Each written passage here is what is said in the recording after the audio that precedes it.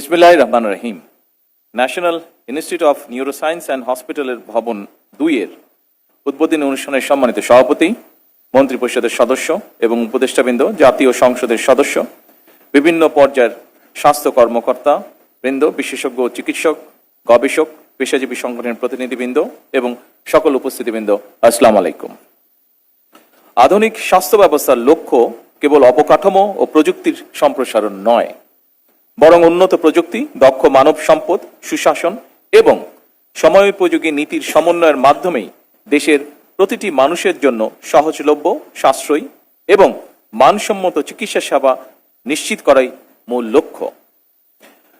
উপস্থিতিবৃন্দ, আমি বিশ্বাস করতে চাই আজ 500 শয্যা বিশিষ্ট national institute of neuroscience and hospital ভবন 2 এর এই শুভ উদ্বোধনের মাধ্যমে আমরা সেই লক্ষ্য অর্জনের পথে একটি ধাপ এগিয়েছি। আজ এই হাসপাতালটির আরেকটি নতুন ভবন উদ্বোধন হল। 2006 সালের 23 অক্টোবর এই হাসপাতালের ভিত্তিপ্রস্তর স্থাপন করেছিলেন সাবেক প্রধানমন্ত্রী মরহুমা বেগম খালেদা জিয়া। সময়ের প্রয়োজনে আরও আধুনিক সুযোগ সুবিধা নিয়ে আজ এই হাসপাতালের আকার আয়তনে আরও বড় রূপ ধারণ করল। আমি প্রথমে এই হাসপাতালের সঙ্গে সংশ্লিষ্ট স্বাস্থ্য কর্মকর্তা, চিকিৎসক, নার্স, হেলথ টেকনিশিয়ান সহ সকল হাসপাতালের সঙ্গে সংশ্লিষ্ট প্রতিটি মানুষকে আন্তরিকভাবে ধন্যবাদ জানাতে চাই।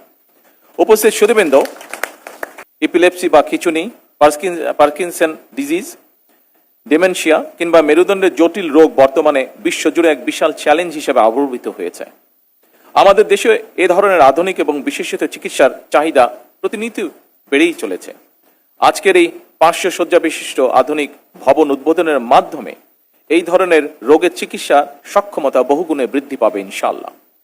আধুনিক আইসিইউ, অপারেশন থিয়েটার, আধুনিক ডায়াগনস্টিক সুবিধা এবং বিশেষায়িত ওয়ার্ডের সমন্বয় গঠিত এই নতুন ভবন কেবল রোগী ভর্তির ধারণ ক্ষমতাকেই বাড়াবে না, একই সাথে চিকিৎসা, গবেষণা এবং উচ্চতর শিক্ষার ক্ষেত্রে এক বিরাট মাইল ফলক হিসেবে কাজ করবে বলে আমি দৃঢ়ভাবে বিশ্বাস করি। দেশের সাধারণ মানুষ যেন স্বল্প খরচে বিশ্বমানের নিউরো চিকিৎসা পেতে পারেন, সেই লক্ষ্য নিয়েই এই বর্ধিত ভবন নিউরোসায়েন্স 2 নির্মাণ করা হয়েছে। আধুনিক চিকিৎসা প্রযুক্তি, অতিরিক্ত বেড এবং দক্ষ জনবলের সমন্বয়ে গড়ে তোলা এই ব্যবস্থা দেশের হাজারো রোগীর জন্য নিঃসন্দেহে আশার আলো বয়ে আনবে। অবশ্যই সুধীবৃন্দ, শুধু প্রযুক্তি থাকলে একটি স্বাস্থ্য ব্যবস্থা উন্নত হয় না, এর সঙ্গে মানসিকতা অত্যন্ত গুরুত্বপূর্ণ। কারণ প্রযুক্তি রোগ শনাক্ত করতে পারে, কিন্তু রোগীর ভয়, উদ্বেগ এবং মানসিক কষ্ট বুঝে তাকে আশ্বস্ত করার ক্ষেত্রে চিকিৎসকদের মানবিক আচরণের বিকল্প নেই। একথা আমরা সকলে উপলব্ধি করি। রোগীর প্রতি একজন চিকিৎসক বা স্বাস্থ্যকর্মীর সহানুভূতিপূর্ণ আচরণ, মনোযোগ দিয়ে রোগীর কথা শোনা, রোগীর মানসিক অবস্থা বোঝা এবং রোগীর সঙ্গে সম্মানজনক আচরণ চিকিৎসার মান অনেক বাড়িয়ে দেয়।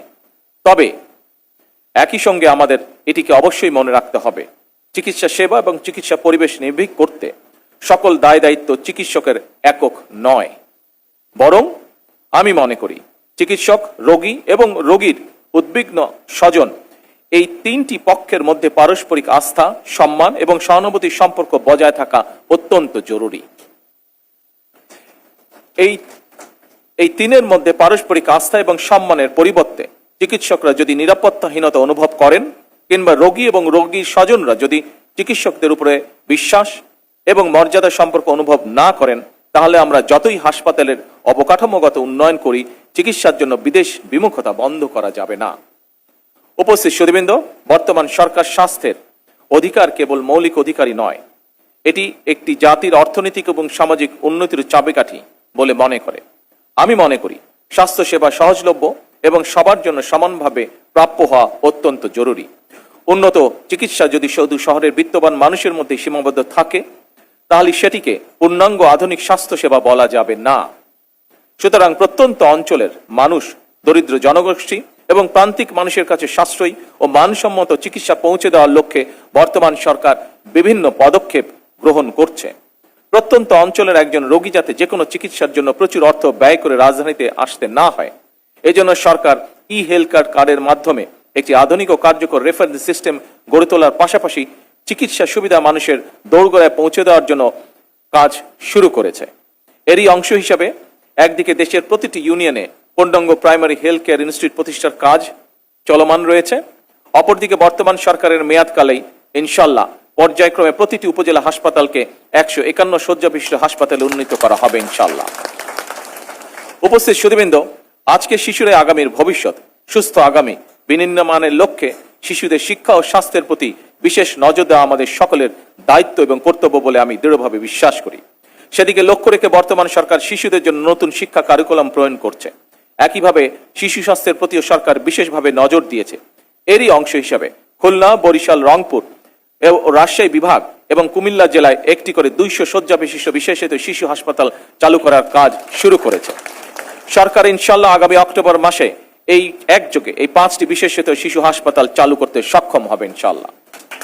উপস্থিত সুধীবৃন্দ, জাতীয় বাজেটে স্বাস্থ্য খাতে এ যাবৎকালে সর্বোচ্চ বেশি বরাদ্দ দিয়ে বর্তমান সরকার প্রমাণ করেছে সরকার সুস্বাস্থ্যের বাংলাদেশ গড়তে চায়।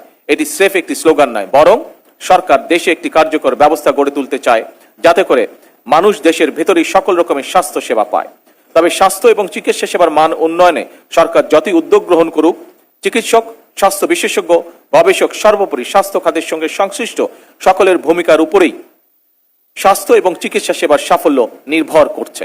উপস্থিত সুধীবৃন্দ, সরকার এমন একটি কল্যাণমুখী রাষ্ট্র প্রতিষ্ঠা করতে প্রতিশ্রুতিবদ্ধ, যেখানে চিকিৎসা পাওয়ার জন্য কোনো নাগরিককে দেশের বাইরে হয়তো যেতে হবে না, কিংবা কেউ অর্থ অভাবে স্বাস্থ্য সেবা থেকে ইনশাল্লাহ বঞ্চিত হবে না।